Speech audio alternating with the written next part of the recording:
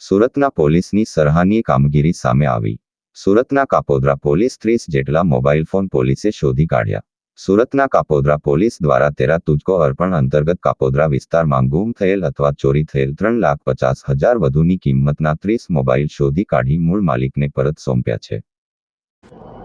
મહેરબાન police commissioner Shri Anupamsinh Gehlot સાહેબ તથા સેક્ટર 1 શ્રી વાબાંગ જમીર સાહેબ તથા ડીસીપી ઝોન ભક્તિબા ડાભી સાહેબ નાઓએ આપેલ સૂચના અને માર્ગદર્શન મુજબ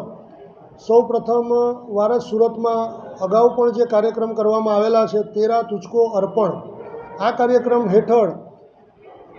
જે લોકોએ પોતાની કિંમતી વસ્તુઓ કે મોબાઈલો કોઈક જગ્યાએ પડી ગયેલ હોય કે ગુમ થઈ ગયેલ હોય અને મળીને આવ્યા હોય તે અનુસંધાને પોલીસ સ્ટેશનમાં જાણ કરેલ હોય તે મુજબ અત્રેના કાપોદ્રા પોલીસ સ્ટેશનમાં મે 2024થી લઈને આજ દિન સુધી અને જે મોબાઈલો ગુમ થયેલા અને જે લોકોએ પોલીસને જાણ કરેલી એ તમામ મોબાઈલ પોલીસે મેળવી આશરે કુલ મોબાઈલ 30 જેની કિંમત રૂપિયા આશરે 3.5 લાખ જેટલો મુદ્દામાલ આજરોજ જે અરજદારોના મોબાઈલો ગુમ થયેલા તે અરજદારોને અત્રે પોસ્ટે બોલાવી તેઓનો મુદ્દામાલની સોંપણી કરેલ છે અને એક સરાહનીય કામગીરી કરેલ છે. આ કામગીરીમાં કાપોદ્રા પોલીસ સ્ટેશનના પોલીસ ઇન્સ્પેક્ટર શ્રી એમ બી અવસુરા